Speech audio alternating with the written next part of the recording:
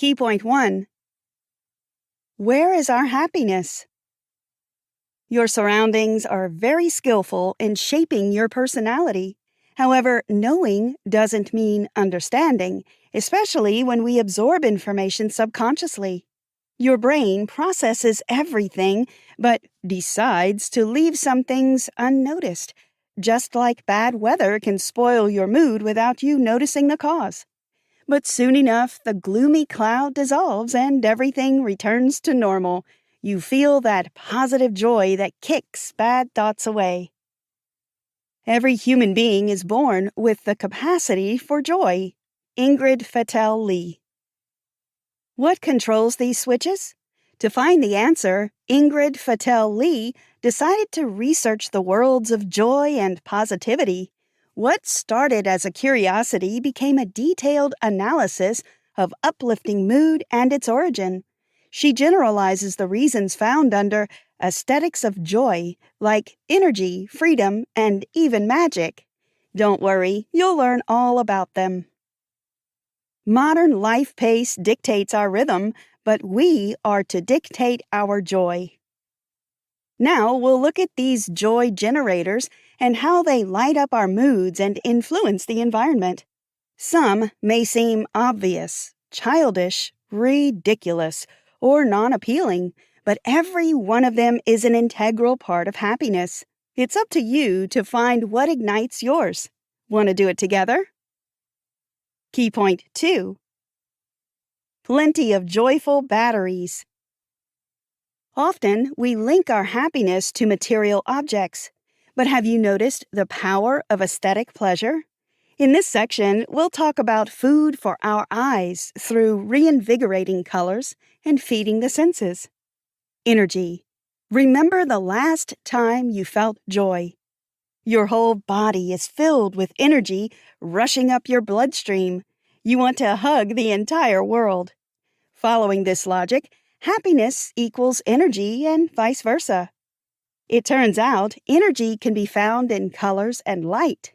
Our ability to see and distinguish different shades and hues enabled our ancestors to differentiate ripe fruits, creating a strong genetic link between satisfying hunger and afterward joy. As a result, we associate bright and healthy colors with life and a sense of satisfaction. We use this skill to find and incorporate colors that make us feel revitalized and happy. Color generates joy, but is there a color without light? While considering the latter a color's power cell, think of it as a source of joy. A sunrise, the beam of light between gray clouds, or even a reflection from a stained glass gives you an immense spirit boost. The end objective of the energy aesthetic is to maximize the number of these vibrating tiny particles in a given area. You can apply these elements to make your apartment or workspace more energy-giving. Add bold colors and consider lighting the most extensive zones: walls, furniture, floors, and so on. Abundance. What do you usually think of when you see the word abundance? In most cases, you imagine many physical objects with a particular use. However, Lee uses abundance to describe sensory fullness. Think of it as a cake, a bunch of layers that result in one magnificent structure, but instead of batter and filling, it consists of color, pattern, and texture. Energy can grow on trees if autumn is your favorite season or you're simply observant. There are many examples of abundance: candy stores, rainbows, and confetti, just to name a few. Each represents a specific element multiplied several-fold. Candy stores accumulate smells and tastes. Rainbows show various hues combined. Confetti magnifies the number of colors to the max. And all of them satisfy your sensory hunger. If the latter is left unattended, you'll seek comfort in other spheres, for instance, eating. Key point 3. Return to Mother Nature. Humans will always stay a part of nature, meaning we'll always need it to fill a fundamental part of ourselves: freedom and harmony. You can reach this equilibrium by making time for nature and entertaining yourself with serendipity. Freedom. Everyone values freedom, even if they can't feel it with their primary senses. Freedom is tied to joy. As with abundance, you can blame it on our ancestors. Early humans chose green and fruitful areas to survive so they could roam free and hunt. This visceral need of wander survived thousands of years of evolution. Look at any building and ask its inhabitants if they like their window view. You'll get more positive answers from those facing the green scenery. The same is true for the people who have home plants or gardens. Their daily routine intertwines with an outdoor element, resulting in a closer connection to the wild and freedom. Remember Edward Lewis from Pretty Woman, played by Richard Gere? He was so happy to escape a business meeting just to wander barefoot in the grass. You may forget about this little need inside the concrete jungles, but your lungs get filled with exhilaration the moment you get out in nature. Finding balance and going with the flow can be as joyful as persevering toward your goal. Harmony. Every coin has two sides. If one is freedom, the other is harmony. Just as much as we like to perceive things in their most natural state, our brains find pleasure in finding symmetry, not so obvious patterns, and the correct flow. Take a look at your room. You'll see things with shared features, color, size, or shape, grouped in one area. For example, you may arrange a pile of books of one color so they create a nice hue sequence. Symmetry appeals to the inner feeling of balance. One quick glimpse at an object is enough to decide whether it's symmetrical. But the conscientious mind is not usually aware of that. Most of the time, it's the work of the subconscious or intuition. Patterns are also popular as a decoration. However, they often incorporate sacral meaning. You may not understand a particular design, but still find it joyful. Think about it next time you zone out on a bizarre pattern. Key point 4. Entertain your inner child. You may grow up, get a serious job, and go to bars as a form of Friday evening entertainment.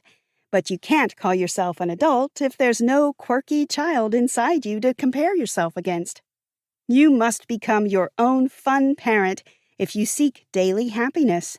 And the best ways to do so are turning routine into a playground and getting used to surprises. Play. Do you remember the joy of childhood play? Time doesn't exist. The only business to exist is playing as much as you can physically do. But when you grow up, you hide your inner child because there are more important things to do.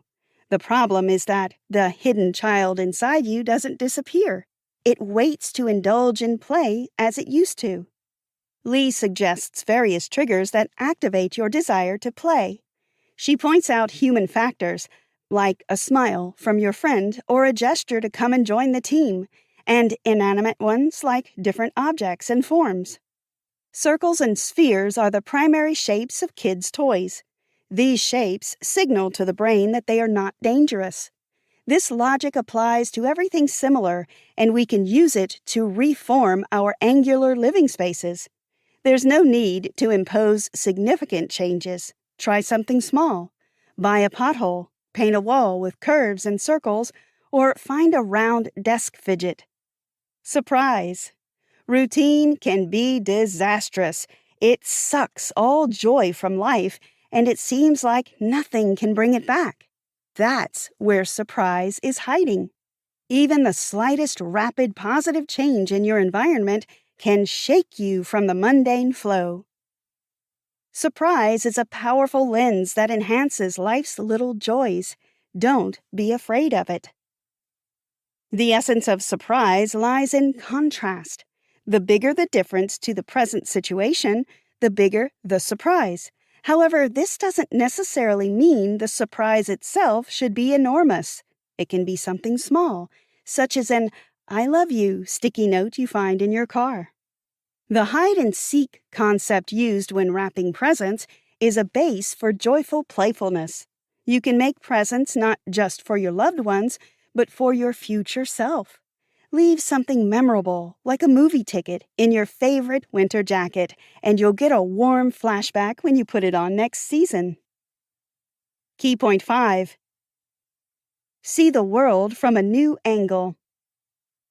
It is challenging not to notice when you can't help but see. To put it less literally, you lose the child's perspective as an adult, which can be one of the reasons you can't reach routine happiness. But no worries, you can learn to be less serious by living in a tree, falling in love with a rainbow, and changing perspective. Transcendence. People can't fly on their own. However, the beauty of transcendence is that we can watch our world from a bird's view.